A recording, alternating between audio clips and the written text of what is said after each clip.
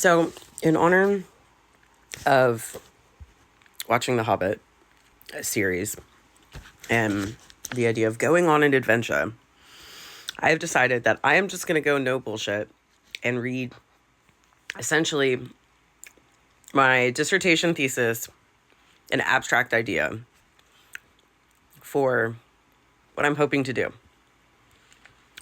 And essentially, just letting you guys see me for who I really am and how my brain really works. So here we go.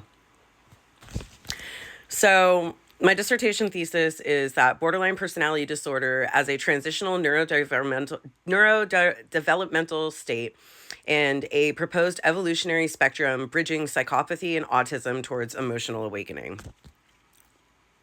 So I want to explore the hypothesis that borderline personality disorder and complex post-traumatic stress disorder represent an intermediary neurodevelopmental state between psychopathy, which is like basically emotional shutdown, no emotional affect, nothing, as we all know, right? And autism, which is emotional hyper-awareness, over sensory overload. By examining neurological markers, epigenetic trauma inheritance, and behavioral patterns.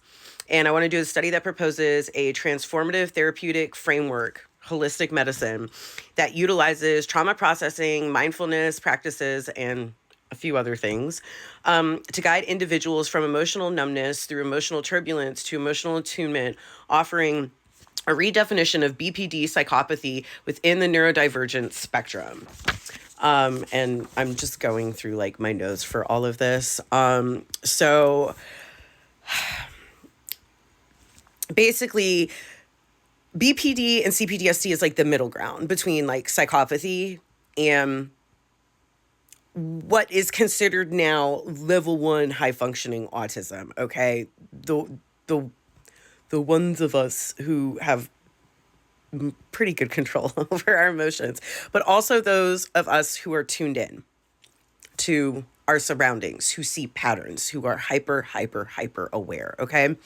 So psychopathy is the dissociation and emotional dormancy, lack of empathetic wiring, or it's shut down, right?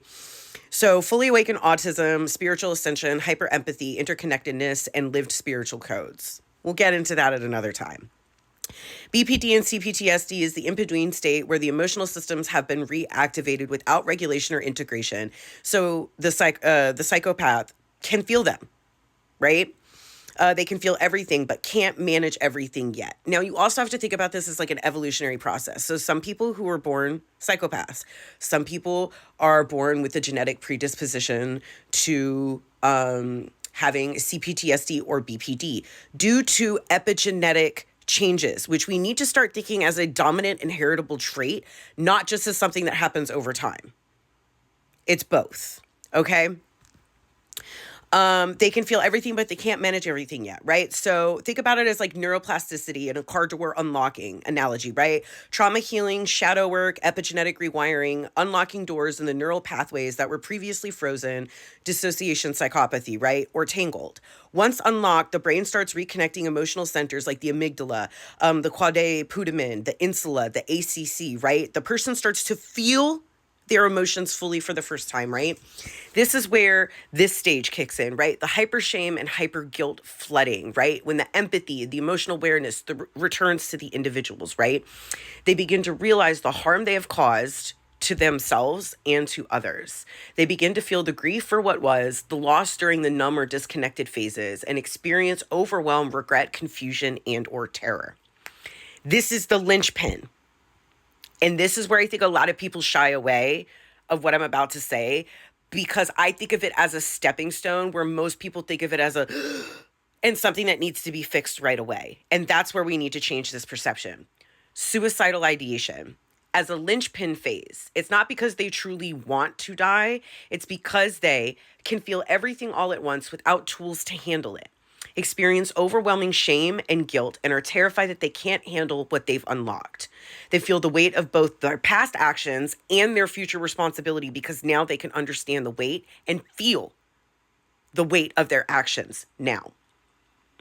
If the threshold between rebirth and self-destruction can be crossed without essentially dying, they ascend into an integrated, emotionally awake state, fully awakened, autism, and or spiritual embodiment. This isn't an overnight process. This is a very, this can be a very long thing. You know what I mean? And some stages may need to be repeated. That's why this is a thesis and a dissertation, right? Why this matters. It validates why borderline personality disorder and CPTSD survivors feel like they are literally dying through breakthroughs. And I can attest to this because I have both. And I have pushed both into remission and have been in remission for over 3 years now on my own. Okay? Through doing all of this on my own. I am patient 0, 543 for confirmation. Okay. It shows that suicidal ideation is a sign of awakening, not just a pathology in this context. Okay. And it also clarifies why support at this stage must be compassionate, grounded, and a regulation focused, rather than shaming and pathologizing. I can talk, I swear. And another reason why like this is also really important is it also gives hope because you can do this through a matter of behavioral modification, grounding, and nervous system stabilization. It is an attainable goal. So what we see as like these dark triad traits, these unattainable, untouchable evils, right? That we just throw away, can now possibly be integrated back into society. And it's not a cure. It's helping them self-realize and go into what they really are. I think we're looking at mental health the wrong way. I think we're pathologized, or I can talk, I swear, you know the word I'm trying to say.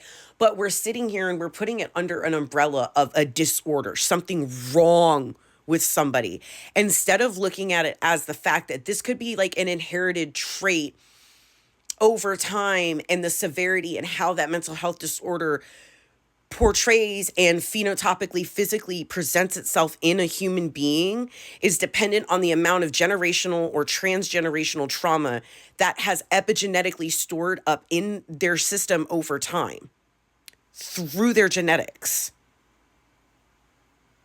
Epigenetic trauma can be passed up to 15 generations. I'm sorry, but I know that that cutoff right now scientifically is a lot lower, but it's not.